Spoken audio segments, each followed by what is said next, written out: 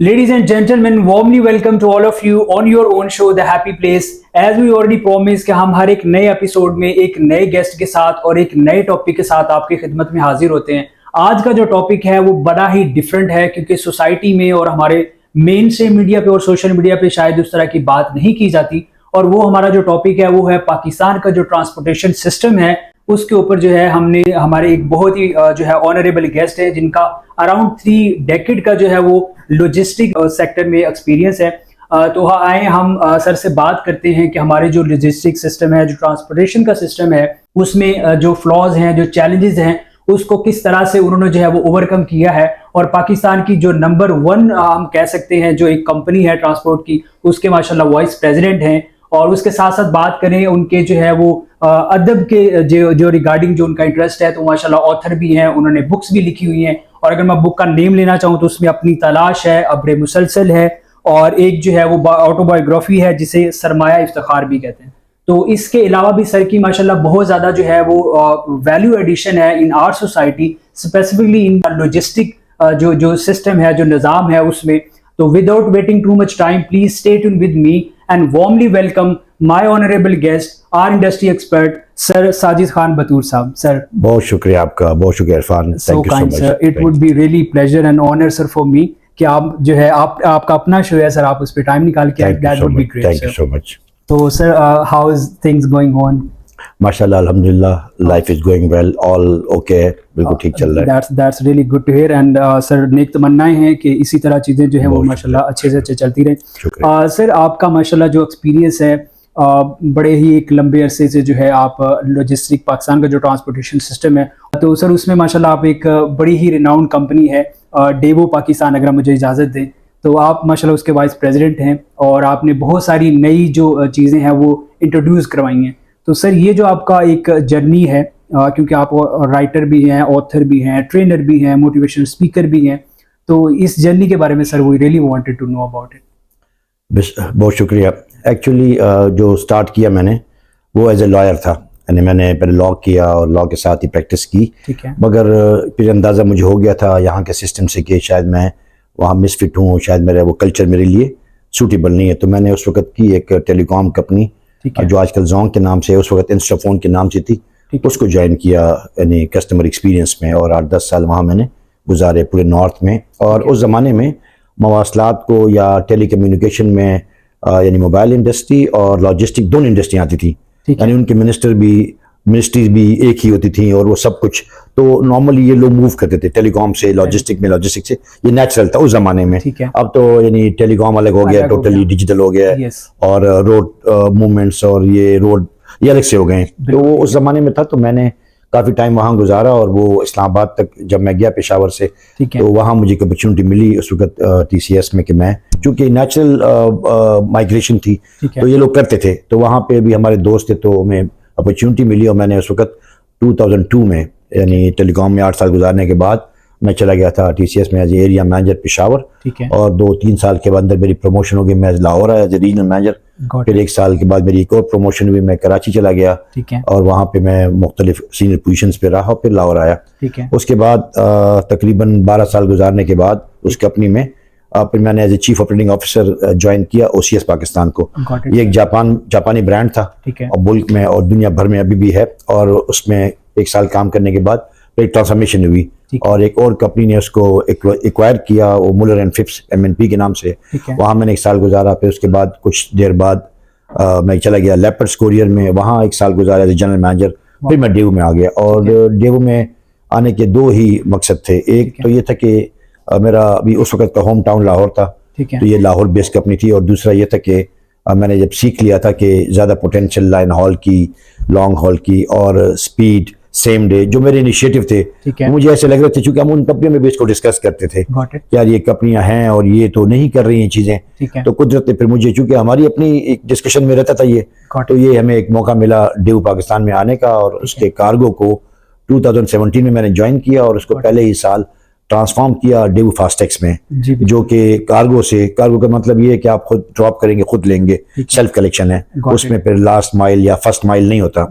तो वो हमने उसको ट्रांसफॉर्म किया। 8 साल हो गए कि वो फास्टेक्स अभी मुल्क के तकरीबन तीसरी या चौथी बड़ी कंपनी है।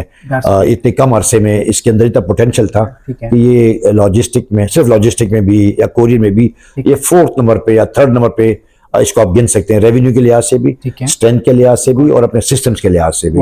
तो ये एक ब्रीफ समरी थी थ्रू आउट। तकरीबन मैं 91 में अदालत गया यानी वकालत के तौर पे, तो आज तकरीबन 34 साल उस बात को हो गए हैं। तो ये अक्सर ये टेलीकॉम और लॉजिस्टिक में वक्त गुजरा। वाह, दैट्स ग्रेट। और सर साथ साथ माशाल्लाह आपकी जो है वो जो एक जो टीचर वाला, जो एक ट्रेनर वाला, जो एक बाप वाला रोल होता है, जो एक जो है मेंटोर वाला रोल होता है, माशाल्लाह वो भी आप प्ले करते हैं। हम देखते हैं कि अपनी जो यूथ है उनको गाइड करते हैं, और जिस तरह आपने बुक्स भी लिखी हैं। तो ये जो जर्नी है ये किस तरह से आप जो है इस चीज़ को साथ में मेंटेन कर पा रहे हैं? और एक्चुअली ये मोटिव बेसिकली मोटिव ये है कि यानी हर दरख्त या हर फूल अपना बीज खुद बनाती है। यानी उसके आप कोई ऐसी चीज़ नहीं कर सकते कि बाहर से कोई आप सीड्स बना लें या कोई चीज़ बना लें। आपको या तो उसकी कलम लगानी पड़ती है उसी को काट के।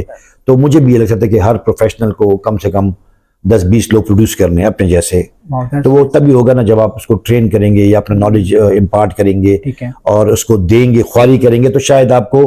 और एक और जगह पे भी मैंने बताया कि उन्होंने मुझे बताया कि इसका फ़ायदा क्या होगा, तो मैंने कहा इसका फ़ायदा ये होगा कि मुझे समझदार लोग मिलेंगे माशरे में, सोसाइटी में। तो हम जब इसको फैलाएंगे, लॉजिक समझाएंगे, ट्रेन करेंगे, तो ये सिंपल सा मोटिव था कि मैं प्रोफेशनल हूँ और जो मैंने पाया है तो उसके सीड्स कहाँ हैं, यानी वो बीज कहाँ जाएंगे और वो कौन इंडस्ट्री में 30-40 लोग प्रोड्यूस कैसे करेंगे। तो ये उसी जज्बे के तहत था कि हमने तो ट्रेन करना है, लोगों को बताना भी है और फिर आसानी पैदा होती है। प्लस इस ट्रेनिंग में हमारी ट्रेनिंग हो गई। हमने एक सवाल डाला तो एक सवाल आया भी, और उसके साथ जब मैं जवाब नहीं मिला तो जवाब ढूंढा भी। तो मैं इसलिए जाता हूँ स्टूडेंट्स के पास या यूनिवर्सिटियों में कि अपने इल्म में बड़ा इजाफा, वो आपको चैलेंज करते हैं, आपको नई चीज़ों से रूशनास कराते हैं, आपको ऐसे सवाल करते हैं जो कभी आपने खुद भी नहीं सोचे होते। तो यानी ये चैलेंज करने के लिए अपने आप को भी मुझे जाना पड़ता है स्टूडेंट्स में या प्रोफेशनल के अंदर, और कोई ना कोई सवाल, यानी आप अभी आप बहुत सारे सवाल करेंगे, मैं भी कोई सवाल के जवाब मैं दे सकूं, मैं भी मैं आपको कल बता सकूं कि इस सवाल का ये जवाब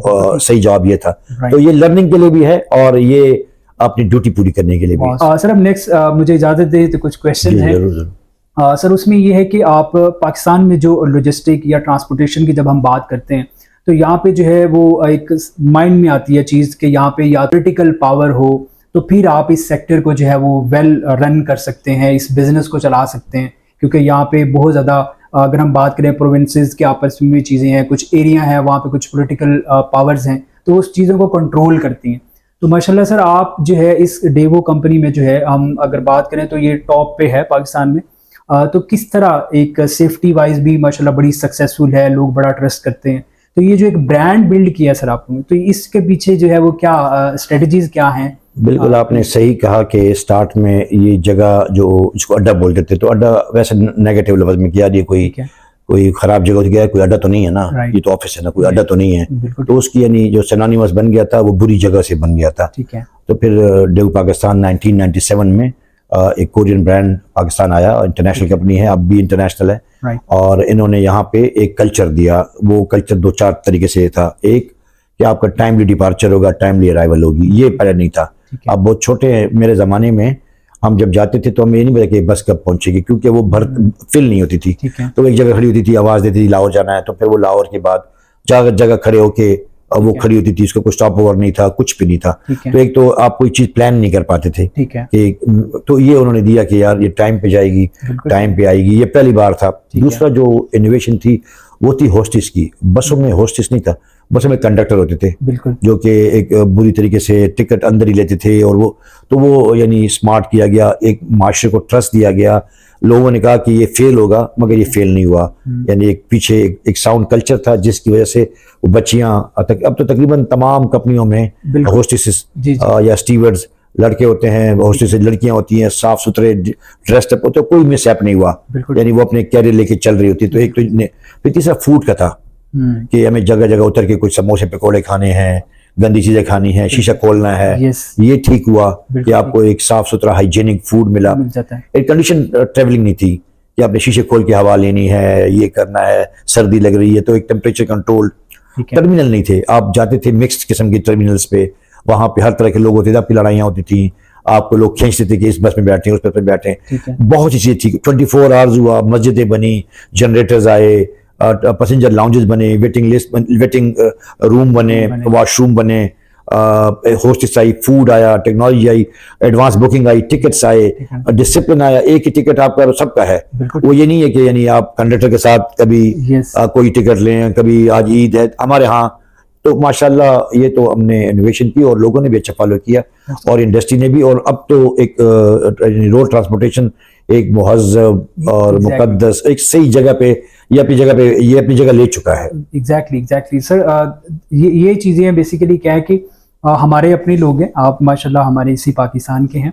हमें बड़ा फ़ख्र है कि एक उस ब्रांड को जो एक वर्ल्ड लेवल का था, तो उसको अपने ही कंट्री में उन सारे चैलेंजेस को, उन सारे हर्डल्स को डिसाइड करके और फेस करके और आज उसी चीज़ को जो उसका एक स्टैंडर्ड था उसको मेंटेन किया और इम्प्रूव किया उसको। ये एग्जैक्टली सर। सर यहाँ पे क्योंकि एक नई चीज़ माशाल्लाह आपने मुतारफ़ करवाई है और वो है कि पाकिस्तान में एक वाहद जो है बेसिकली कार्गो की, कोरियर की सर्विस है, जो कि आपका सर बड़ा इनिशिएटिव है, डेवो फास्ट एक्स के नाम से, जो कि ओनली बस ऑपरेटेड सर्विस है इन पाकिस्तान। तो सर ये जो जब चीज़ें आपने स्टार्ट की, so how is the idea come through and फिर उसको इम्प्लीमेंट करना, इतने ज़्यादा चैलेंजेस हैं, बहुत ज़्यादा सेफ्टी सिक्योरिटी का भी ख्याल रखना पड़ता है, तो ये और कस्टमर का बेसिकली जो ट्रस्ट होता है, तो ये किस तरह से सर आपने इस चीज़ों को माशाल्लाह सक्सेसफुली। जब हम और कंपनी में काम कर रहे थे तो वहाँ पे एक स्ट्रक्चर मूवमेंट थी उसकी रात की, ठीक है, और उस दौरान में हमें मुश्किल आती थी। कोई कहता था ये टाइम सेंसिटिव इंजेक्शंस हैं, क्या ये पहुंच जाएंगे, तो हम कहते थे अभी तो जा ही नहीं सकता, अभी तो कल तो संडे है, आज तो फ्राइडे है, अभी तो गाड़ी निकल गई है। तो ये मजबूरियां, फिर हम इसको यानी डेवो में आते थे और उसको इस्तेमाल करते थे, और फिर हम वहाँ से पिक कर लेते थे। तो ये तो तजुर्बा में हो गया था कि यार ये फास्ट ट्रैक है, इसके अंदर एक जान है। और फिर इन्होंने कई दफ़ा मूवमेंट भी की, हमें देखा भी इसको, तो ये तो मुझे अंदाज़ा हो गया था कि एक बड़ा एक अरमान भी था। मैं जब और कंपनी में था तो मैं डेवो आता था और उनकी जो मैनेजमेंट थी उनसे मिलता भी था, अपने वेट मूवमेंट के लिए, मटेरियल मूवमेंट के लिए कोई ना कोई अरेंजमेंट मैं उनके साथ करता रहता था। तो मुझे उनकी स्किल मालूम थी, मगर खुद से कंपनी, चूंकि बस कंपनी थी, तो चूंकि इनको बाहर की कोरियर की एक्सपोजर उस तरह का नहीं था, तो ये कार्गो ही कर रही थी। जब मेरी मुलाकात यानी मैनेजमेंट से हुई तो उनसे हमने ये की वो कहा कि हम इसको एक, उनका भी एक विश थी, विल थी और एक मिशन था कि इसको कोरियर कंपनी बनानी है। कोरियर को लास्ट माइल ये बोलते हैं, जो कि घर तक डिलीवर कर सके, या फर्स्ट माइल बोलते हैं जो कॉर्पोरेट से हम फैक्ट्री से उठा लें। तो ये एक विश थी इनकी, या एक मिशन था कि ये करनी है। तो मैंने इनको यानी कमिटमेंट की कि हमें इंशाअल्लाह ताला इस बस कंपनी को एक ऐसी कोरियर कंपनी बनाएंगे जो कि सबसे यूनिक होगी। अभी भी ये मुल्क की वाहिद एक बस कंपनी है जो कि फुल फ्लेज कोरियर कंपनी है, ना सिर्फ ये पाकिस्तान में, दुनिया के 220 मुल्कों में भी ये डिलीवर करती है। ये ई कॉमर्स कर लेती है, होम डिलीवरी कर, कॉर्पोरेट कर लेती है, मेडिसिन ट्रांसपोर्ट करती है, फूड आइटम ट्रांसपोर्ट करती है, कार्गो भी है, इसकी अपनी फ्रेंचाइजी भी है। ये वाहिद बस कंपनी है जिसके 150 फ्रेंचाइजी हैं शहर के अंदर। आप यानी लाहौर में 30-40 जगहों पे आप आराम से बस टिकट ले सकते हैं। तो ये एक नया यानी एक इनोवेशन थी, इसको हमने लीड किया टीम की और मदद से और मैनेजमेंट की विल से, और अल्हम्दुलिल्लाह ये एक है तो बहुत कॉम्प्लेक्स। बाकी कंपनी का सिंपल सा एक मूवमेंट है, रात को आप इकट्ठे करें, एक बड़ा ट्रक निकालें। हमारे ये कि 700 दफा बसें जाती आती हैं, 700 टाइम्स, ठीक है। तो वो सुबह 10 बजे, 11 बजे, 12 बजे मुसलसल 5-5 मिनट के गैप से बसें निकल रही होती हैं। उसमें मटेरियल को प्लेस करना, मटेरियल को उतारना, एक साइंटिफिक स्ट्रेटेजिक मैनेजमेंट भी चाहिए उसके लिए। तो वो हम लगे रहते हैं उसके साथ, और फिर सेफ्टी भी, क्योंकि हम पब्लिक प्लेस पे होते हैं। जो और कंपनियां हैं वो एक कंट्रोल्ड एनवायरनमेंट में काम करती हैं। एक ऑफिस होता है जो आपने नहीं देखा होगा, वो अंदर जाते हैं और कुछ चोरी वोरी का मसला हम पब्लिक में करते हैं। यानी उधर बस आई, बस से उतारा, एक तरफ पैसेंजर है, दूसरी तरफ कार्गो है, और 2 मिनट के अंदर वो प्लेस भी हो गई, फिर एक और सामान। तो ये कॉम्प्लेक्स मॉडल है, और ये इसीलिए मुश्किल था कि इसमें बहुत सी जान जानी थी, बहुत सी टेक्नोलॉजी आनी थी, बहुत सी टीमें आनी थी। तो अल्हम्दुलिल्लाह एक फास्ट ट्रैक यूनिक किस्म की ये कंपनी है जो सेम डे भी कर लेती है, जो आवर्स में डिलीवर भी कर लेती है। इसकी सबसे बड़ी बात ये, कोई ऑफ डे नहीं है, कोई संडे ऑफ नहीं है, रात को ऑफ नहीं है, 24 आवर्स इसको आप अपना सामान रिसीव कर सकते हैं। एक यूनिक इसकी स्ट्रेंथ है। सर दैट्स रियली ग्रेट कि ये होती है कि वो चीज़ जहाँ पे आपके पास आइडियाज़ भी हो और आगे आपके पास इतनी स्ट्रेंथ भी हो, कैपेबिलिटी भी हो, फिर आप उनको जब अमलगमेट करते हैं, so that would be result ऐसे बन के पीछे से निकलती है ना, प्रोड्यूस ऐसा रिजल्ट होता है कि जो हमारे सामने है कि इवन कि मैंने खुद सर बहुत टाइम यूज किया, कुछ डॉक्यूमेंट करवाना होता है सेम डे, हाँ, तो ये दैट ये एक ही सर्विस आपके पास अवेलेबल होती है। Thank you so much sir for this innovation. अच्छा सर, नेक्स्ट हम बात करते हैं कि आजकल क्योंकि सोशल मीडिया है या जो बिजनेसेस हैं वो भी ई बिजनेसेस बन गए हैं, जिसे हम ई कॉमर्स के नाम से जानते हैं। तो उसमें मोस्टली जो हमारी कोरियर कोई पार्सल वगैरह डिलीवर हो रहा होता है तो डेफिनेटली वो यूज़ करते होंगे। तो सर उस चीज़ को देखते हुए क्योंकि पाकिस्तान माशाल्लाह पॉपुलेशन वाइज भी बहुत बड़ा है और इसमें ई कॉमर्स की भी बहुत ज़्यादा पोटेंशियल है, जो लास्ट कुछ ईयर्स में ग्रो भी किए हैं। तो इस चीज़ को देखते हुए ई कॉमर्स है, फिर उसके चैलेंजेस को, उसके जो टारगेट्स को मीट करते हुए और भी बहुत सारी कंपनीज हैं जो इन चीज़ों को डिलीवर करती, तो कस्टमर का ट्रस्ट और उसके बाद वो जो वेंडर्स हैं जो बिजनेसेस कर रहे हैं, तो उनको किस तरह से आप जो है इन चैलेंजेस को लेके एक फुली जो है वो डिलीवर कर पाते हैं, किस तरह से? दो बातें हैं इसमें। एक तो ये कि इसका फ्यूचर क्या है, क्या ये एंड है या ये अपने पीक पे पहुंचा है, और दूसरा ये कि अभी इससे क्या असरात मुरतब हो रहे हैं। तो एक तो ये कि ये फ्यूचर है। अभी जो ई कॉमर्स हो रहा है या जो COD हो रही है वो बहुत कम है, ये 10-20 शहरों में हो रही है। अभी पाकिस्तान के 80% इलाकों में इंटरनेट की फैसिलिटी नहीं है, बहुत से लोगों के पास स्मार्टफोन्स की फैसिलिटी नहीं है, डिजिटल पेमेंट नहीं है, लोगों को पेमेंट में हमें बड़ी मुश्किल आती है, रॉबरीज होती हैं, तो डिजिटल प्लेटफॉर्म्स अवेलेबल नहीं पाकिस्तान में, वो वाले COD बाहर नहीं जा रही, बाहर की COD यहाँ नहीं आ रही, अगर आ भी रही तो एक दो मुल्कों में जा रही है, तो बहुत कुछ बाकी है। तो एक तो ये फ्यूचर इसका ये है कि अभी बहुत बाकी है, बहुत कुछ बाकी, और जो मौजूदा है ये एक हैपहैज़र्डली हो रहा है, एक अपनी यानी अनएथिकल प्रैक्टिस से कुछ कर रही है, एक टेक्नोलॉजी से कुछ कर रही है, स्ट्रक्चर नहीं हुई, ये भी स्ट्रक्चर तरीके से नहीं हो रहा, ये हैपहैज़र्ड हो रही है। कंपनियां लॉस कर रही हैं, कंपनियां लोन ले रही हैं, कंपनियां फॉरेन इन्वेस्टमेंट कर रही हैं, जो वेंडर जो बेच रहे हैं वो एक्सप्लॉइट करते हैं लॉजिस्टिक कंपनियों को, हमें तो फ्री देना है। तो इस किस्म की, इसलिए वो सर्विसेज भी नहीं दी जा सकती, यानी टाइम बाउंड आप नहीं कर रहे, चीजें टूट फूट रही हैं, चोरियां हो रही हैं, कोई सर पैर उसके नहीं होते। तो मुझे लगता है कि इसको बड़ा ऑर्गेनाइज्ड एक सही प्राइस करके, सही तरीके से टाइम बाउंड, एक तरीके से डिजिटल पेमेंट के थ्रू, बहुत अभी ऑर्गेनाइज नहीं है, अभी बस सिर्फ डिलीवर हो रहा है, बस शिपमेंट आ रही है, शिपमेंट डिलीवरी, शिपमेंट आ रही है, शिपमेंट डिलीवर हो रही है, कोई इसकी यानी, और जो कंपनियां ये कर भी रही हैं वो भी इससे अर्न नहीं कर रही। तो इसमें बहुत गुंजाइश है टेक्नोलॉजी की, रूटिंग की, गूगल मैप्स की, डिजिटल पेमेंट्स की बहुत गुंजाइश है। अभी कुछ भी नहीं हुआ, अब समझ लें 20% तक हमने लोड गिरा कोरोना से और हमने उसको हैंडल कर लिया, मगर कंपनियां लेट डिलीवरी कर रही हैं, कस्टमर इनॉयड हैं, मुश्किलात में हैं, 20-30% वापस जा रहा है, यानी 30% रिटर्न्स हैं, जो वेंडर्स हैं, जो प्रिंसिपल्स हैं वो लॉस कर रहे हैं कि यार इतना लॉस हो रहा है कि 30% वापस आ रहा है, पैकिंग वापस आ रही है, और जो लॉजिस्टिक कंपनियां हैं वो मुश्किल में है कि उनको रिसोर्सेज नहीं मिल रहे, यानी उनके रेंटल्स, फ्यूल, तो एक चैलेंज भी है, इसका एक स्केल अप भी हो सकता है, मगर इसको ऑर्गेनाइज होना है, अभी वक्त आएगा, ये बहुत ही अच्छे तरीके से ऑर्गेनाइज होगी। काम इसमें बहुत बाकी है, टेक्नोलॉजी का इस्तेमाल बाकी है, गवर्नमेंट की पॉलिसीज हैं, बहुत सी चीजें रेगुलेट होने वाली हैं। सर वही चीजें हैं कि क्योंकि हमारे पोटेंशियल बहुत है, लेकिन शायद हम उस पोटेंशियल को टैप नहीं कर पा रहे, उन चीज़ों को वाइजली यूटिलाइज ही नहीं कर पा रहे। अदरवाइज ये जिस तरह आपने बताया 20% है, और अगर हम इसको ज्यादा नहीं तो 50-60% पे भी चले कर सकते हैं। जो कंपनियां हैं वो राइवलरी में हैं, दुनिया में कोलैबोरेशन होती है, जैसे मेरे पास 50 लोकेशन है, आपके पास 100 है किसी, तो ये कोलैबोरेट नहीं करते, कोऑपरेट भी नहीं करते, तो लाइन हॉल भी शेयर नहीं करते, जिसकी वजह से सबको इंडिपेंडेंट ऑपरेट करना है। सपोज मेरे पास एक स्पेस है वापसी की, 10 टन ज़ाया हो रही है, दूसरा वही आदमी साथ में वो 10 टन को बाई पेमेंट ले जा रहा है। इस तरह से मेरे पास कोरियर है 1000, किसी को 2000, किसी को 4000, ये सारे कोलैबोरेट ही नहीं करते, एक ही रूट पे 6 लोग जा रहे हैं।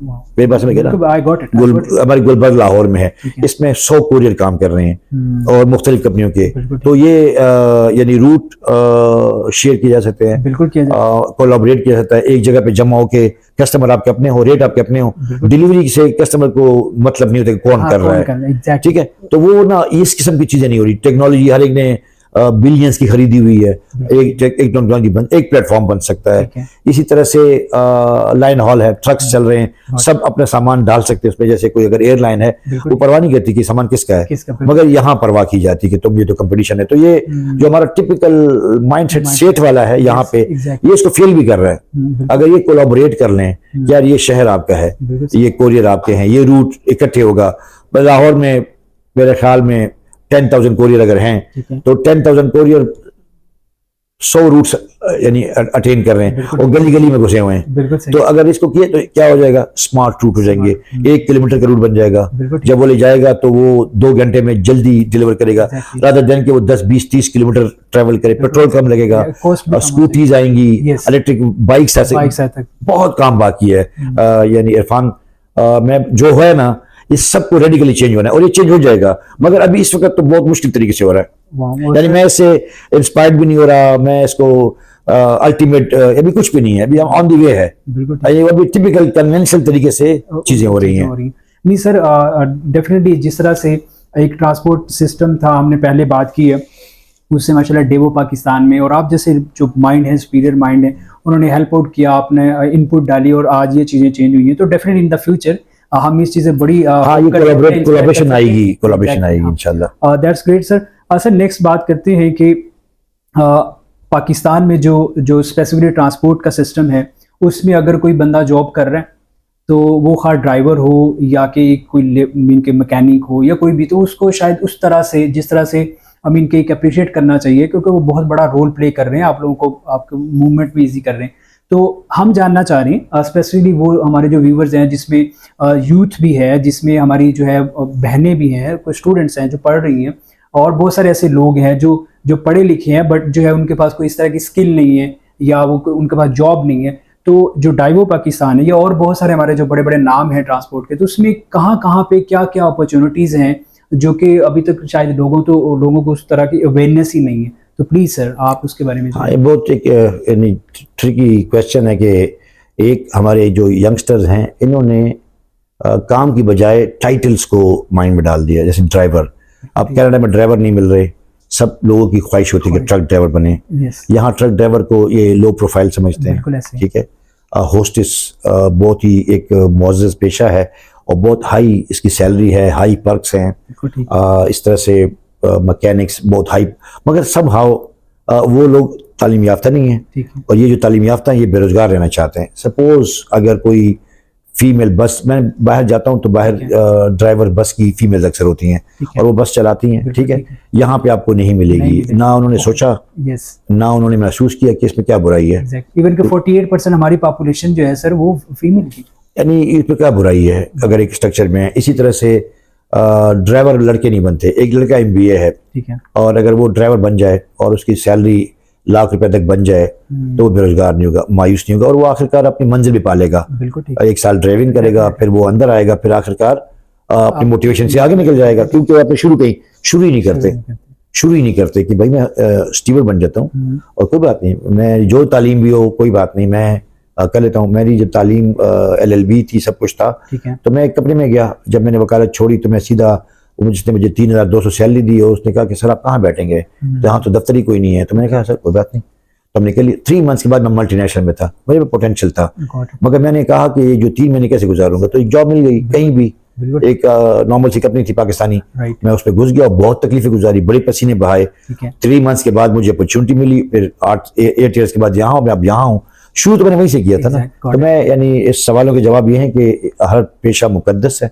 आप तालीम के साथ, हमारी मुश्किल ये कि जैसे मैं घर में काम करवाता हूँ तो जो इलेक्ट्रीशियन होते हैं पढ़े लिखे नहीं होते, तो उनके हाथ में सफाई नहीं होती, वो अपना बिल नहीं बना सकते, वो पढ़ नहीं सकते, बोर्ड उल्टा लगा देंगे, चीजें गलत कर देंगे। तो ये जो लोग इस तरफ वाले हैं वो जाते उस फील्ड में नहीं है। तो अगर आप पढ़े लिखे लोग चले जाएं अपने हुनर में, अच्छा फिर बेरोजगार आप नहीं होंगे। अगर आपका हुनर है तो मैं तो कहता हूँ कि आप ड्राइवर बन जाएं, आप होस्टेस बन जाएं, स्टीवर्ड बन जाएं, आप सेल्स में आ जाएं, काउंटर पे चले जाएं, टर्मिनल असिस्टेंट बन जाएं, टर्मिनल मैनेजर बन जाएं, और अगर आप में पोटेंशियल है तो फिर आप अपना रास्ता बना लेंगे। तो मैं तो सबसे कहता हूँ आप फौरन शुरू करें, जो भी अवेलेबल हो। जो आपको ये ना कहें कि ड्राइवर नहीं बनूंगा, नहीं, अगर जो आपकी स्किल है सब आप ड्राइव कर सकते हैं, आप ड्राइवर बन जाए और आपको खुद ब खुद ही अंदर से आप निकलेंगे और निकल जाएंगे। डेफिनेटली सर, उसकी लाइव एग्जांपल तो माशाल्लाह आप हैं कि आप जिस तरह बताया कि आपने एक स्टार्ट कहाँ से किया था, तो आज माशाल्लाह हमारे पास बहुत सारे सीनियर लोग हैं जो बहुत हमसे सीनियर बड़े लोग हैं जिन्होंने बुकिंग ऑफिसर से शुरू किया और आज हमारे उस्ताद हैं। वो यानी हमारी कंपनी में बसों में ऐसे लोग हैं जूनियर आए थे और जितने सीनियर है हमें उनकी इज्जत करते हैं कि यार वो एक अथॉरिटी बन चुके हैं। इस तरह से और कंपनी में जो पीछे हैं वहाँ कोरियर डायरेक्टर तक पहुंचे। अभी भी बहुत से लोग टॉप की जो कंपनियों में हैं वो लोडर थे, मैं इनको जानता हूँ। बड़ी बड़ी कंपनियों में टॉप की पोजीशन वाले लोग हेल्पर से आए थे मगर उन्होंने तालीम अपनी पूरी की, अपना लेवल अप किया और आखिरकार वो अपने स्किल को स्केल अप करके यहाँ तक पहुंचे। तो शुरू करें बस आप। शुरू करना सर, बहुत अच्छी चीज़ यहाँ पे आपने कही, क्योंकि हमारा जो पढ़ा लिखा तबका है वो उस तरफ नहीं जाना चाह रहा, उन्हें लगता है कि वही बात वो टाइटल वाली कि शायद बेरोजगार रहना चाहते हैं। तो अब यहाँ पे सर एक क्वेश्चन जो है वो रेज होता है कि हमारा जो एजुकेशन सिस्टम है, जो हमारी एकेडमिया है, वो डिग्रीज तो दे रहे हैं, इवन के एमफिल पीएचडी भी करवाई जा रहे हैं। ऑन द अदर हैंड जो हमारे इंडस्ट्री एक्सपर्ट हैं लाइक आप हैं, जिनका डेकेड एक्सपीरियंस होता है अपनी फील्ड में, तो इनकी हमें नज़र आता है कि कोई इतना जो है ना कोऑपरेशन नहीं है, कोहेरेंस नहीं है कि जो स्कूल में सिलेबस पढ़ाया जाना है या यूनिवर्सिटीज़ में पढ़ाया जाना है वो कहीं ना कहीं पे प्रैक्टिकल ओरिएंटेड हो, स्किल ओरिएंटेड चीज़ें हों, ताकि आप लोगों से कंसल्ट करके उस चीज़ को इस तरह से चीज़ क्रिएट की जाए ताकि जो एक स्टूडेंट आ रहा है वो पढ़ तो रहा है, एजुकेशन तो ले रहा है, लेकिन साथ साथ उसको प्रैक्टिकल वो चीज़ें भी हों ताकि वो जैसे ही ग्रेजुएट हो तो अपनी जो है वो कहीं ना कहीं पे जॉब पे या कोई अपना वो स्टार्टअप कर सके। तो इसके ऊपर सर आपकी क्या राय होगी? इसकी एक सिंपल मिसाल मैं आपको देता हूँ। आप MBBS का जो एडमिशन है वो आप तब ले सकते हैं जब वो कोई हॉस्पिटल भी हो, यानी MBBS के लिए ज़रूरी है किसी भी कॉलेज के लिए कि it should be an hospital. Exactly ठीक है, ये आप नहीं कर सकते कि आप डॉक्टरी पढ़ाएं और आप खुद आपका कोई क्लिनिक ना हो। ठीक है, तो आपका एक बहुत बड़ा हॉस्पिटल कम से कम 500 बेड्स का हो तो आपको कुछ सीटें मिलेंगी। ठीक है, अब हम जब MBA में आते हैं तो इसमें आप जो डिग्री दे रहे हैं आपकी अपनी कोई मैन्युफैक्चरिंग नहीं है, तो ये तो यानी सिस्टम गवर्नमेंट से ख़राब है। ठीक है, हर वो मैन्युफैक्चरिंग जो कि ड्यू पाकिस्तान है ये डिग्री दे, इसका अपना स्कूल हो। ठीक है, यानी इसका स्कूल है कि आप जी आप फाइनेंस का चाहते हैं तो कौन सा बैंक है आपका? कि मेरा तो कोई बैंक नहीं, तो फिर आप डिग्री कैसे देंगे? किस चीज़ में? फाइनेंस में डिग्री कैसे देंगे जब आपका बैंक ही कोई नहीं है या आपका फाइनेंशियल इंस्टीट्यूशन ही नहीं है? तो बच्चे इसमें, मेरी बेटी ने MBBS किया तो 2-3 साल पढ़ा और 2 साल उस कॉलेज के हॉस्पिटल में यानी ड्यूटी थी OPD में, तो जाके वो डॉक्टर बनी। ठीक है, जाहिर बात है जब पेशेंट ही नहीं होंगे तो आप किसको डमी तो आप नहीं कर सकते ना। तो ये ना एक फ्लॉ एक तो ऊपर से आता है कि आप के जो बॉडीज हैं जो कि MBA का डिग्री दे रही हैं उनकी कौन सी फैक्ट्रीज हैं। ठीक है, या तो ये करें कि वो जो ओनर्स हैं मैन्युफैक्चरिंग वाले वो MBA करें, या ये एफिलिएट हों। सही है, कि जाएं और कहेंगे जी हमारे पैनल पे डेबू है, हमारे पैनल पे पेल है, हमारे पैनल पे नेस्ले है, हम अपने बच्चों को जब MBA कर रहे होंगे तो 6 मंथ्स वहाँ जॉब करवाएंगे, फिर वो डिग्री लेंगे। ये गैप तो यहाँ से है, बच्चों में नहीं है। ये तो यानी पॉलिसी में है कि यार एक डिग्री, मैं आपकी स्विमिंग यानी मास्टर ऑफ स्विमिंग सिखा रहा हूँ, मेरे पास पूल ही नहीं है, तो मैं कैसे सिखाऊंगा? ये तो आप कहेंगे यार आप जाएं जिसके पास पूल है ताकि वो आपको पानी में उतारे ना। तो ये गैप तो ऊपर से है, यानी रेगुलेटरी बॉडी से है। यार MBA की डिग्री दी जा रही है, सपोज कुरान शरीफ याद कराया जा रहा है तो मदरसे में याद कराया जाता है ना। बिल्कुल ठीक, उसमें नमाजें भी होती हैं, वहाँ पे उसकी प्रैक्टिस भी होती है। अगर घर में कोई हाफिज कुरान बनना चाहे तो नहीं बन सकता, वो माहौल ही नहीं मिलता। तो ये गैप तो एक ऊपर से आया। अगर इसको कम करना है तो फिर इन बॉडीज को, यूनिवर्सिटीज को जाना चाहिए और अपने आप को एफिलिएट करना चाहिए मैन्युफैक्चरिंग, फार्मास्यूटिकल्स, और 4-6 कंपनियों को पैनल पे रखना चाहिए। उसके अंदर एक 1.5 और सीटें भी लिमिटेड हों, 150 MBAs को 6 मंथ्स के लिए एज इंटर्नीज भेजें। वहाँ अगर वो फाइनेंस में BA कर रहा है तो फाइनेंस में, अगर वो मार्केटिंग में कर रहा है तो मार्केटिंग में, HR में कर रहा है तो HR में। ये गैप इस तरह, इसके अलावा कोई इस तरह का तरीका नहीं कि आप 2 महीने की इंटर्नशिप करा के, वो भी वो नहीं आते 2 घंटे की और 5,000 रुपये ले लिए और आपने कहा कि जी मैंने तो इंटर्नशिप की थी। तो ये पॉसिबल। मेडिकल में यानी 2 मिसाल रेजिडेंस, उनकी हाउस जॉब्स, और वकालत की भी ऐसी है। वकालत भी जब आप करते हैं तो वकालत के दौरान आपको अदालतों में जाना होता है, वकालतों के अदालत आपको जेल जाना होता है। उसी के दौरान आपको 1 साल की लाइसेंस लेने से पहले और डिग्री के बाद वकील के साथ शागिर्दी भी करनी पड़ती, तो जाके आप प्रैक्टिस कर सकते हैं। ये जो डिग्री है ना ये थ्योरेटिकल है। ये जो हमारी अब जिसकी आप बात कर रहे हैं एक बहुत बड़ा गैप है। प्लस जो टीचर्स हैं उनको टीचिंग करनी नहीं चाहिए क्योंकि उनकी अपनी कोई हिस्ट्री नहीं है, कोई स्टोरी नहीं है। मैं पढ़ा रहा हूँ HR, मैंने नौकरी नहीं की HR में, मैं क्या पढ़ा रहा हूँ? मैंने ना HR को प्रैक्टिस किया, ना मैंने किसी एम्प्लॉय को मोटिवेट किया, ना मैंने सस्पेंड किया, मुझे को पता ही नहीं है। मैं पढ़ा रहा हूँ मार्केटिंग, मेरी को मार्केटिंग की सेंस ही नहीं है, मैं किताब से पढ़ा रहा हूँ। तो जो फैकल्टी है दे शुड बी प्रोफेशनल्स, क्योंकि ना मैं लॉजिस्टिक पढ़ा रहा हूँ, सप्लाई चेन पढ़ा रहा हूँ, तो मैं 30 साल से समझता हूँ। मुझे लोग सवाल करेंगे तो जवाब दूंगा। आप पढ़ा रहे हैं, देखा मैं पढ़ा लेता हूँ, मैं किताब मैंने पढ़ी हुई है। मैं तो आपको जब सवाल आएंगे तो एक तो यानी वो एक गैप वो है। दूसरा गैप ये है कि जो फैकल्टी है वो अभी वकालत जो पढ़ाते हैं लॉ कॉलेज में सारे वकील होते हैं। बिल्कुल ठीक। वो कोई वो नहीं होता, आम आदमी नहीं होता, वो प्रैक्टिस से आते हैं पढ़ाते हैं। या जजेस भी कुछ रिटायर्ड होते हैं। हाँ, बच्चे उनका प्रोफेशन रहा होता है, उन्होंने प्रैक्टिस की होती है। डॉक्टर की जितनी पढ़ाते हैं ऑल आर डॉक्टर्स, तो मैं कैसे जाके एमबीबीएस पढ़ा सकता हूँ? तो ये एक दूसरा गैप है कि यार जो पढ़ा रहा है वो तो थियोरेटिकल है, उसने तो खुद एमबीए भी किया और वो टीचर लग गया है। तो they should be from the recognised institutions, organisations, यार वो भाई उससे आएगा। और ये एचआर तो उस कंपनी का जीएम एचआर ही पढ़ा सकता है आपको। तो ये गैप्स हैं, 2-3 गैप मैंने बताए। एक ऊपर से कि कंपनियां अपने स्कूल खोलें, दूसरा स्कूल किसी कंपनी के साथ एफिलिएट हों, तीसरा फैकल्टी प्रोफेशनल्स हों। Wow, that's great sir. आपने लिटरली हमारे जो एजुकेशन सिस्टम में जो मेजर फ्लो है आपने बड़ा हमें नॉमिनेट किया कि ये चीज़ ये प्रॉब्लम है। एक तो सबसे पहले हमारी जो गवर्नमेंट है उसे चाहिए कि जिस चीज़ को परमिशन दे रही है कि आप ये पढ़ाएं, पहले उसका कुछ प्रैक्टिकली वो का कैसे बच्चों को क्या पढ़ा रही है वो। एग्जैक्टली। तो इसीलिए आपने देखा कि ज्यादातर बेरोजगार एमबीए और ये ग्रेजुएट्स हैं मोस्टली, क्योंकि वो सिर्फ थ्योरेटिकल हैं। जब बाहर जाते हैं, सवाल करते हैं, इंटरव्यू करते हैं, तो वो कोप अप नहीं कर पाते, वो फेल कर जाते हैं। एग्जैक्टली। और सर लिटरली आई होप कि जो हमारी अथॉरिटी जिन तक ये मैसेज जा रहा है तो डेफिनेटली वो बैठे, वो ब्रेन बैठे हो इस चीज़ पे, को पॉलिसी मेकिंग करें और उसको इम्प्लीमेंट भी करें सक्सेसफुली। सर यहाँ पे एक क्वेश्चन है आपके रेलिवेंट, क्योंकि आप माशाल्लाह पख्तून पेशावर से हैं, तो सर कल्चर पे बात करना चाहेंगे। हमने अक्सर देखा है कि कल्चर जो है वो आपका जैसा होता है तो आप उससे बहुत सारी चीज़ें सीखते हैं, आपके इन्वायरमेंट से, आपकी पेरेंटिंग या आपका स्कूल है। तो सर मैं बात करना है क्योंकि आज का जो हमारा टॉपिक भी है तो उस पर भी अगर हम बात करें तो लॉजिस्टिक जो लीडरशिप है या ओवरऑल जो इंसान की ज़िंदगी में लीडरशिप का रोल होता है, वो खा इंडिविजुअल हो या वो पेरेंट्स हों या वो किसी ऑर्गेनाइजेशन को रन कर रहा हो। तो सर इस पे मैं चाहता हूँ कि आप प्लीज़ हमें बताएं कि जो आपका कल्चर है उससे जो लीडरशिप आप में डेवलप हुई है, आपने इतने बड़े सक्सेसफुल जो है जॉब्स भी की हैं बड़े हाई लेवल पे, तो ये किस तरह से आपने वहाँ से चीज़ें सीखी? कल्चर आपका यानी बिलीफ, सेट ऑफ बिलीफ्स होता है, ठीक है, आपका कोड ऑफ लाइफ होता है, आपकी सब कुछ होता है और अपने कल्चर से ही आप पहचाने जाते हैं। आप उसको टाइम टू टाइम मुख्तलिफ कल्चर्स में अडॉप्ट तो करते हैं, मगर कल्चर आपका होता है। तो मैं चूँकि पठान था और हमने पेशावर में ज़्यादातर जॉब की, बहुत उम्र पेशावर में गुजरी और उस सोसाइटी में बढ़े, तो उसकी एक अपनी एक नॉर्म्स हैं। जैसे कुछ नॉर्म्स उसकी हैं कि आपने सच बोलना है, आप झूठ नहीं बोल सकते, धोखा नहीं दे सकते। तो मेरे पास अक्सर मोस्ट ऑफ टाइम रिकवरी जो इस तरह की चीज़ें रहीं, तो हम सच बोलते थे। कोई तो इसलिए ग्रो किया, रास्ते में अटके नहीं अटके ना, कोई किसी चीज़ में इन्वॉल्व ही नहीं हुए। उसमें एक कम्युनिटी का एक सेटअप है कि हम कम्युनिटी सेटअप बनाएंगे और मेहमान नवाजी करेंगे। तो अगर आप मेरे ऑफिस अभी आएंगे, तो आपको फ्रिज मिलेगा मेरा जाती, उस पर ड्रिंक्स मिलेंगी, चॉकलेट्स मिलेंगी। ये हमारी कल्चर से आई।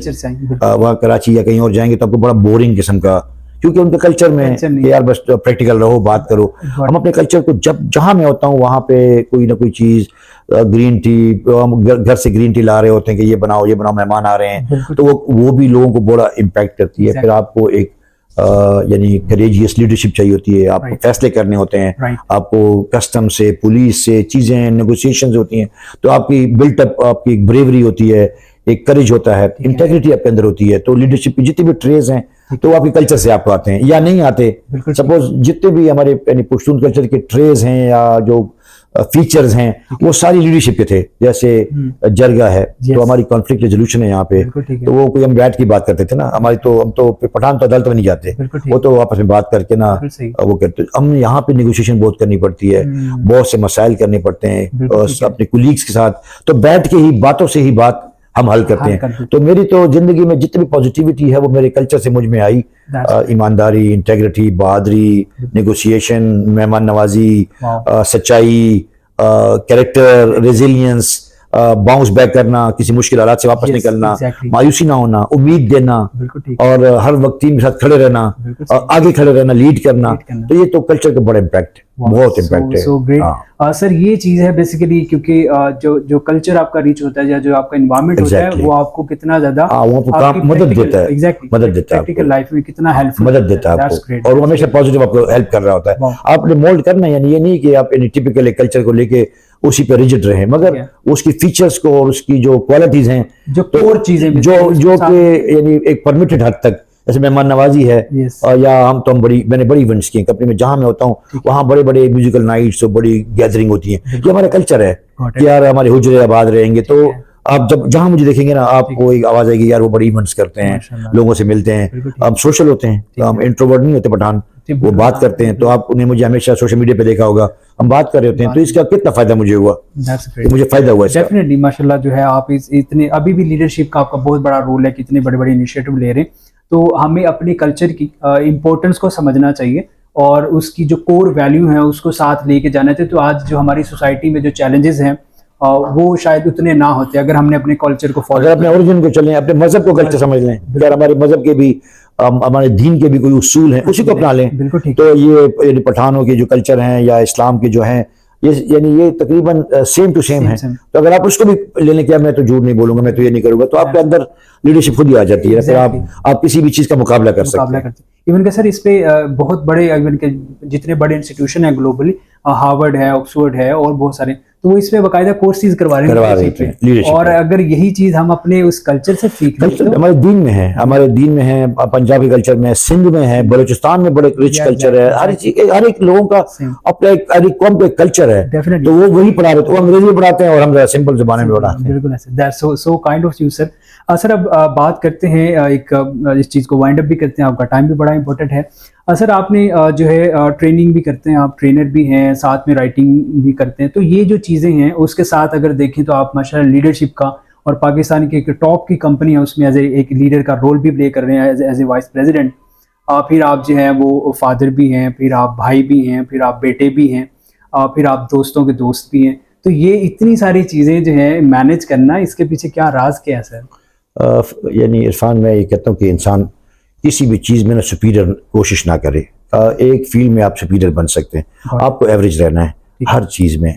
ओके। यानी जैसे ये जो आपने बातें की ना, तो मैं बड़े एहतराम के साथ, यानी हम हमारे पैगम्बर सल्लल्लाहु अलैहि वसल्लम अच्छे दोस्त भी थे, नाना भी थे, बहादुर भी थे, लीडर भी थे, नमाज भी पढ़ते थे, हर चीज़ थी। उन्होंने एक फील्ड नहीं पकड़ी कि जी मैं सिर्फ इस्लाम की खातिर नहीं, वो यानी बात भी करते थे, मुस्कुराते भी थे, उनमें बहुत सेंस ऑफ ह्यूमर भी था, वो यानी फैसले भी करते थे, वो मस्जिद भी जाते थे, जंगों में भी थे। तो उनकी ज़िंदगी से तो ये पता चलता है कि यार आपको जो है ठीक है, आपकी कोई फील्ड होगी। अक्सर मैंने देखा है कि एक फील्ड अगर आप पकड़ लें, कोई एक फील्ड, उसको आप मास्टर कर सकते हैं, बाकी सारी फील्ड आपकी फेल होंगी। आप एक कमज़ोर बाप होंगे, आप एक बेवफा दोस्त होंगे, आप एक अच्छे बुरे शहरी होंगे, मगर आप प्रोफेशनली बहुत हाई होंगे। वो नहीं चाहिए हमें, वो नहीं चाहिए हमें। नॉर्मल प्रोफेशनल, एक हद तक अच्छा भाई, अच्छा दोस्त, एक तो इसको एवरेज। ये तो मेरे यानी स्टार्ट ऑफ द कैरियर था क्या, मैंने ना एक मुतवाज़िन और बैलेंस और औसत जिंदगी गुजारनी है, जिसमें तो अगर आपने सब में बांटना है तो फिर वो आपको एवरेज होगा ना। मगर अगर आपने सबसे छीन के, सबके राइट, सबका टाइम छीन के किसी एक को देना है, तो फिर डिसबैलेंस हो गया।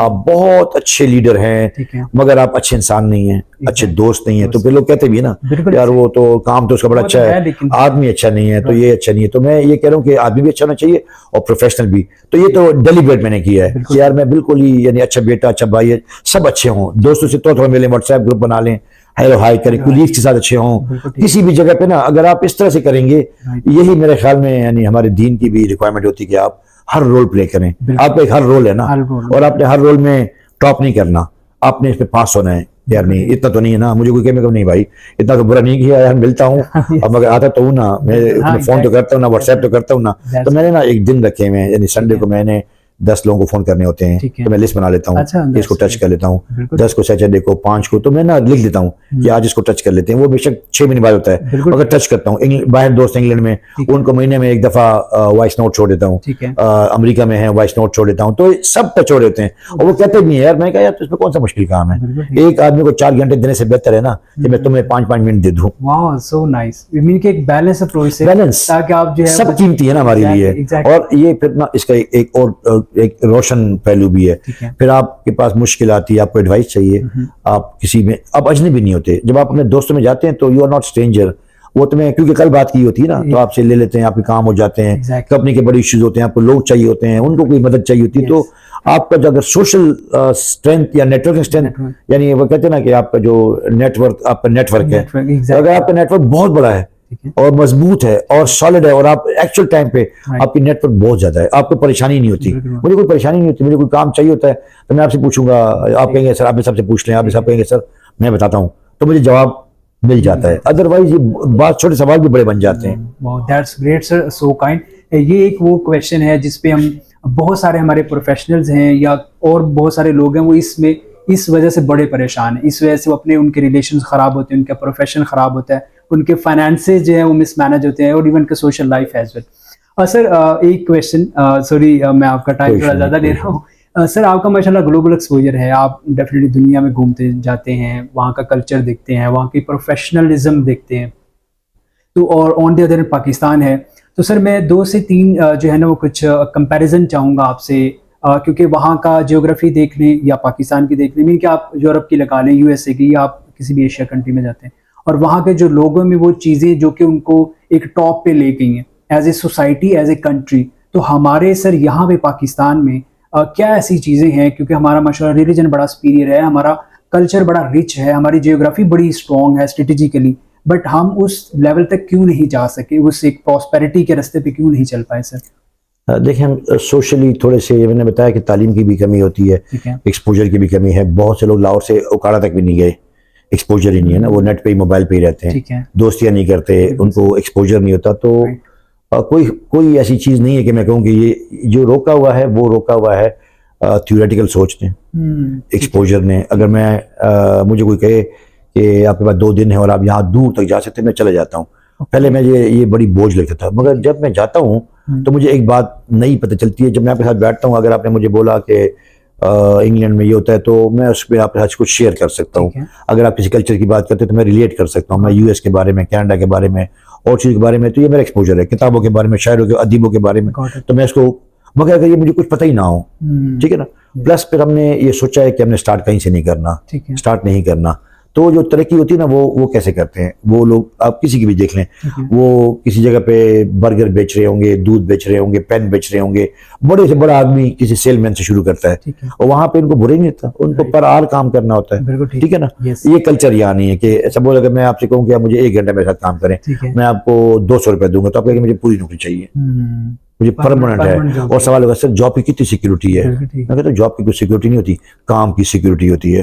अगर आपको काम आता है तो उसकी सिक्योरिटी है, जॉब की कौन सी सिक्योरिटी है? जॉब तो कहते ही नौकरी को है, वो तो कोई सिक्योरिटी नहीं है। आपको काम आता है तो आपको काम मिलता रहेगा, आपके घर काम आएगा, ठीक है। मजदूरों को हम जाके घर से उठाते हैं, कारीगर को ढूंढते हैं घर से, उनकी कोई जॉब नहीं होती, मगर उनको चूंकि उनके पास स्किल होता है। तो एक तो ये कि हम थ्योरेटिकल हैं, हम शुरू कहीं नहीं करते।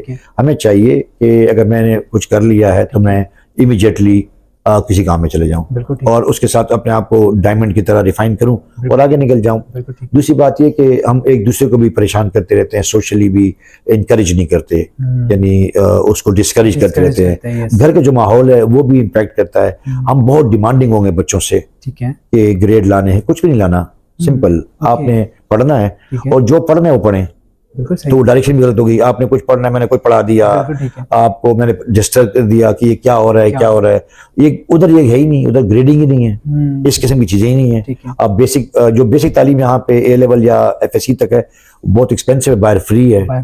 तो अगर आप सबको, अगर ये फ्री हो, बिल्कुल टोटल फ्री सबके लिए, तो ये सब बेसिक चीजें कर लेंगे तो फिर अपने राइट भी समझ लेंगे, ड्यूटी भी समझ लेंगे, एक्सपोजर भी। जो यूनिवर्सिटी और कॉलेज और स्कूल हैं, आपने पहले बात कर ली है कि अंदर उसका प्रैक्टिकल कुछ चीज ही नहीं है। टीचर एक थ्योरेटिकल टीचर है, तो एक बुनियादी तौर से एक ढांचे में फर्क है। सोशल कि आप हंसते हैं लोगों में, आप रोड पे देखते हैं ना, तो अगर कोई रेडी लगा के कोई FBI आदमी कुछ चीज बेचेगा तो हम उधर खड़े होकर उसकी तबीयत सही करेंगे ना, कि क्या कर रहा है, शर्म आनी चाहिए। खुद बेरोजगार होंगे, खुद बेरोजगार होंगे, वो काम कर रहा होगा, तो ये ना पूरा एक ढांचा ही बदलने वाला है। वहाँ ट्रांसजेंडर्स की भी कोई मुश्किल नहीं है, वहाँ गेस की भी कोई इशू नहीं है, माजूरों के भी कोई इशू नहीं है, यहाँ सारे इशूज हैं और ये सोशल है, ये सोशल है। तो सोसाइटी का जो ढांचा है, जो फ्रेमवर्क है, जो एप्रिसिएशन है, वो इनकरेज करेगी। मैं आपको अप्रिशिएट करता रहूंगा, मैं आपकी मदद करता रहूंगा, आप एक दिन मंजिल पे पहुंचेंगे। मगर आपको मैं डिस्करेज करूंगा, तो वो जो है ना, वो यानी बचपन से स्कूलों में भी ऐसे होता है,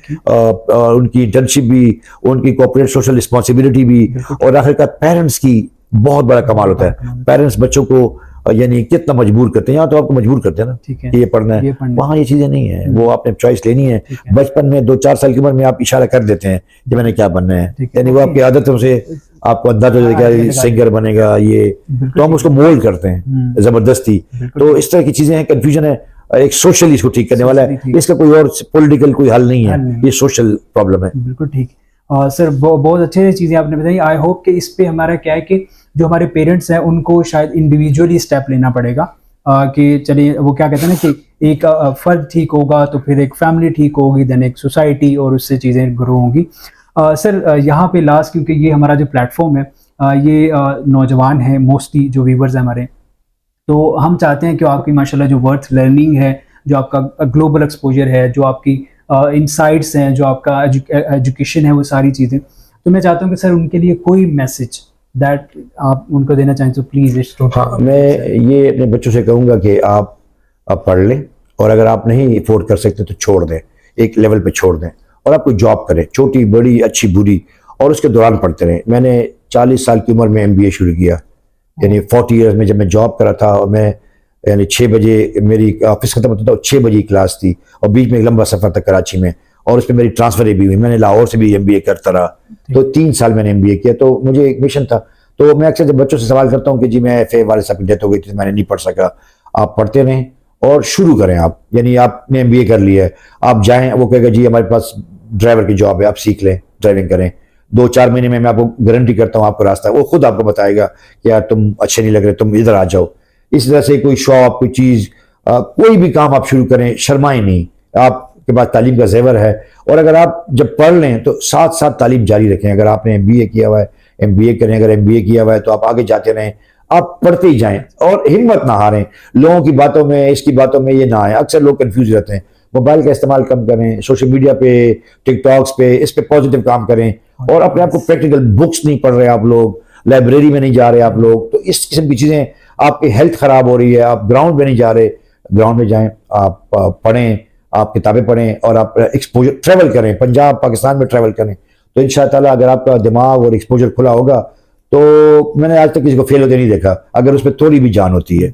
sir thank you so much आपकी इंसाइट का, और बहुत नेक तमन्नाएं हैं, दुआएं हैं आपके लिए कि आपका ये जो मिशन है जिसमें आप सोशली भी बहुत ज़्यादा कंट्रीब्यूट कर रहे हैं, और प्रोफेशनली तो हमारे सामने एग्जांपल है कि आपने उस इदारे में टॉप पे बना दिया। बहुत शुक्रिया। तो बहुत बहुत नेक तमन्नाएं सर आपके लिए, and thank you so much for all of you for your comments, your feedback. आपका फीडबैक आपकी तरह हमारे लिए बहुत इंपॉर्टेंट होता है, तो इसी तरह हमारे साथ जुड़े रहे। हमारी कोशिश होगी कि इसी तरह के जो लोग इंडस्ट्री एक्सपर्ट्स हैं, जो कि हमें वो चीज़ें बता सकते हैं जो कि हमारा एजुकेशन सिस्टम शायद अभी तक इतना कैपेबल नहीं हमारे साथ शेयर कर पाए, तो please stay tuned with us, and thank you so much sir again for. बहुत शुक्रिया, welcome, pleasure, welcome, thank you.